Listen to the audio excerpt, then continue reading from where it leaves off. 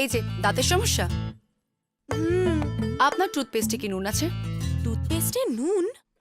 এই কোশ্চেনটা কিন্তু আমাদেরকে অনেক সময় অনেক পেশেন্ট করে থাকে যে লবণ দিয়ে দাঁত ব্রাশ করার কি কোনো উপকার আছে কিনা, বা আমি মাঝে মাঝে লবণ দিয়ে দাঁত ব্রাশ করে খুব আরাম পাই, এটা কি ঠিক আছে কিনা।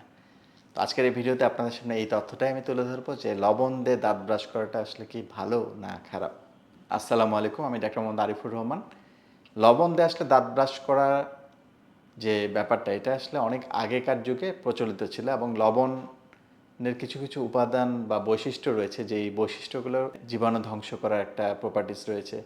এছাড়া লবণ সাময়িকভাবে যেটা করতে পারে যে দাঁতের যে বাইরের দাগ টাগগুলো এগুলোকে দূর করে দিতে পারে, কারণ এর আরেকটা বৈশিষ্ট্য হচ্ছে এই লবণটার মধ্যে অ্যাব্রেসিভ বলি আমরা, অর্থাৎ এটা খসখসা টাইপের হয়। এটা দাঁতের উপরে যে আবরণটা, এই আবরণটাকে ক্ষয় করে ফেলতে পারে। এই কারণে আমরা দাঁতে যদি আয়রনের দাগ, পানের দাগ বা এই ধরনের কোনো দাগ থাকে, তখন আমরা কিন্তু লবণ দিয়ে ব্রাশ করলে মনে হয় যে দাঁতটা যেন একদম পরিষ্কার হয়ে গেল, কিন্তু এর পিছনে যে জিনিসটা কাজ করে সেটা হচ্ছে দাঁতের যে এনামেল সারফেস সেটাও কিন্তু ক্ষয় করে ফেলে সে।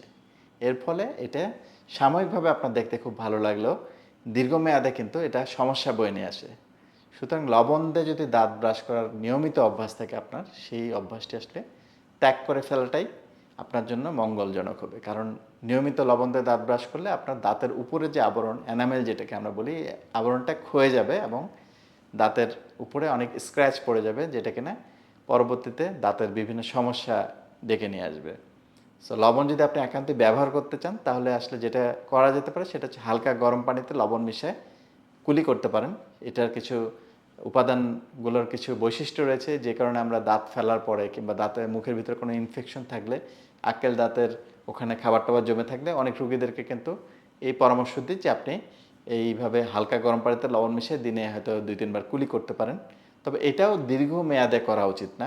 এটা হয়তো বা আপনি 1 সপ্তাহ করতে পারেন বা 10-12 দিন করতে পারেন, এরপরে আবার কিছুদিন গ্যাপ দেওয়া উচিত।